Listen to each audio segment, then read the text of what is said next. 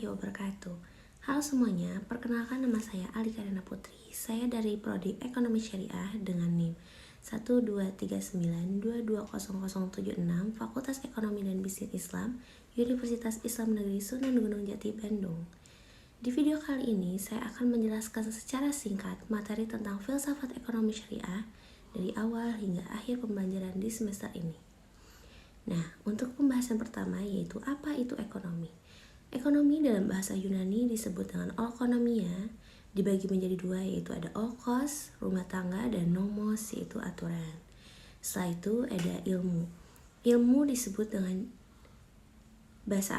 dalam bahasa Arab disebut dengan ilmun, cakupannya sangat luas. Ilmu dan pengetahuan dua hal yang berbeda.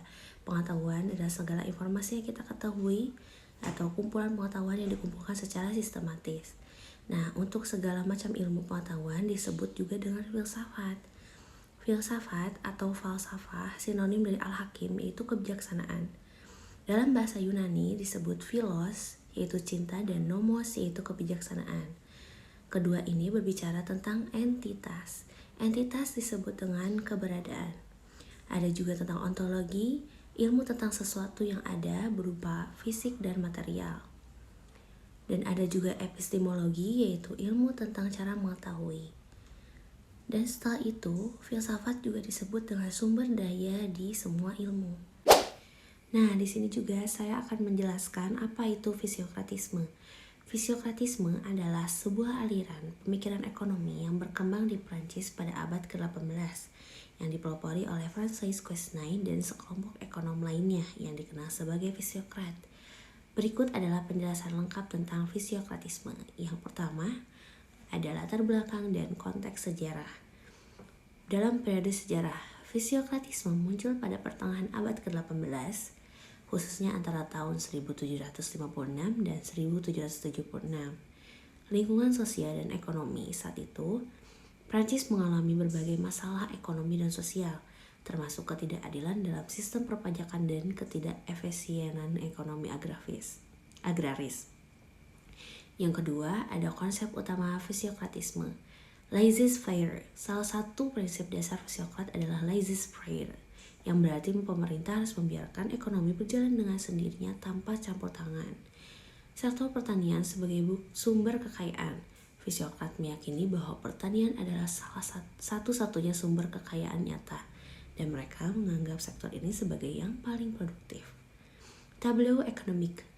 Francois Quesnay menciptakan model ekonomi yang disebut tableau économique, yang menggambarkan aliran pendapatan dalam ekonomi dan menunjukkan bagaimana surplus ekonomi diciptakan dan didistribusikan dalam sektor pertanian.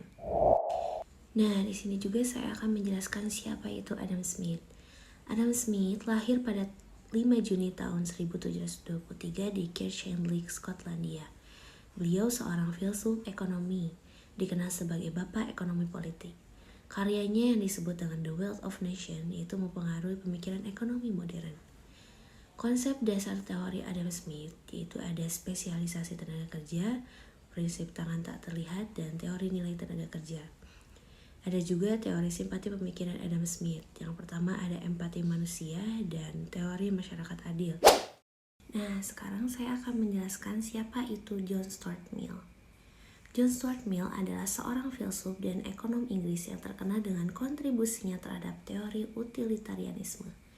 Berikut adalah penjelasan singkat tentang pandangan utilitarianisme menurut John Stuart Mill. Yang pertama ada prinsip kebahagiaan terbesar yaitu prinsip dasar. Utilitarianisme menurut Mill adalah teori etika yang menyatakan bahwa tindakan yang benar adalah tindakan yang menghasilkan kebahagiaan terbesar untuk jumlah orang yang terbesar. Kebahagiaan di sini diartikan sebagai kenikmatan dan ketiadaan rasa sakit.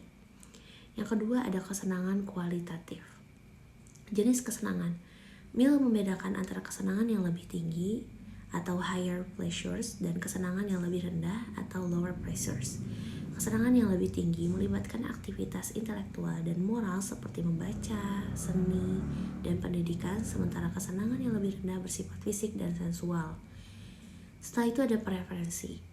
Mill berargumen bahwa kesenangan yang lebih tinggi lebih bernilai daripada kesenangan yang lebih rendah. Dan orang yang telah mengalami kedua jenis kesenangan cenderung lebih memilih kesenangan yang lebih tinggi.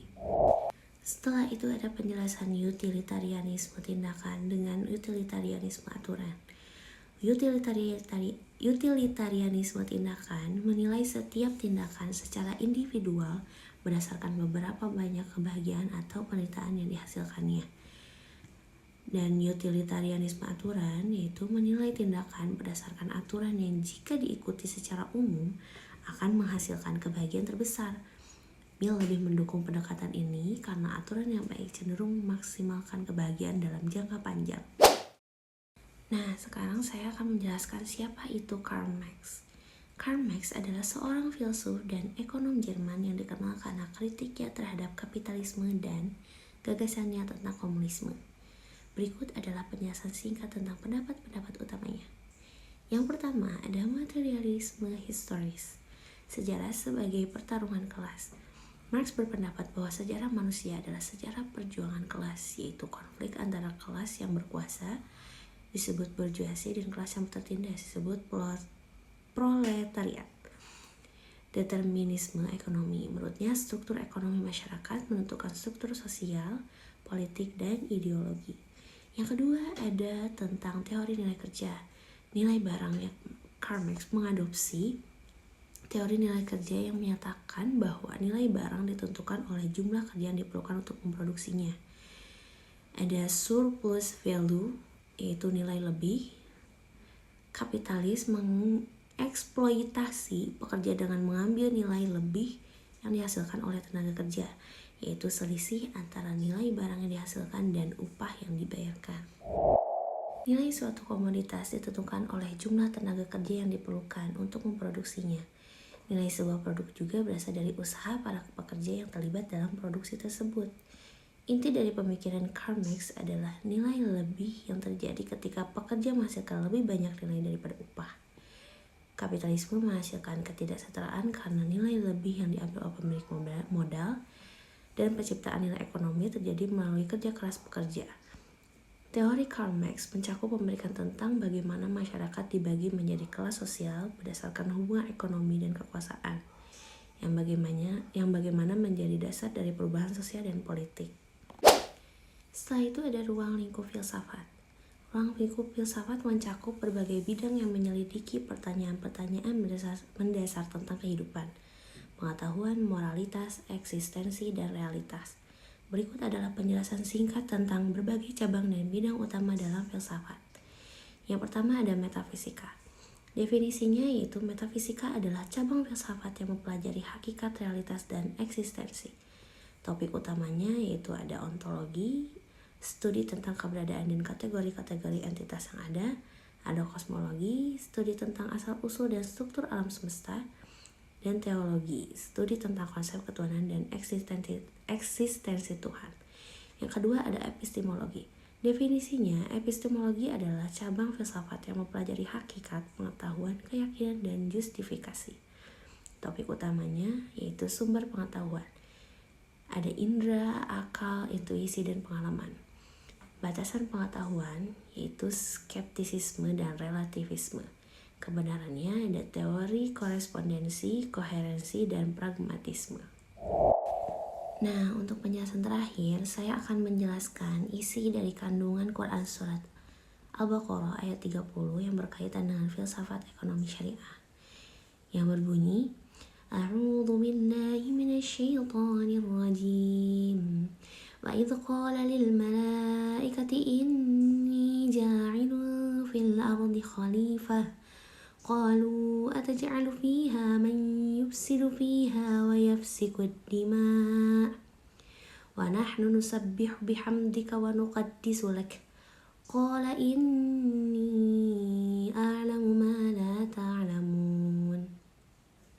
Yang artinya, ingatlah ketika Tuhanmu berfirman kepada para malaikat, sesungguhnya aku hendak menjadikan seorang khalifah di muka bumi.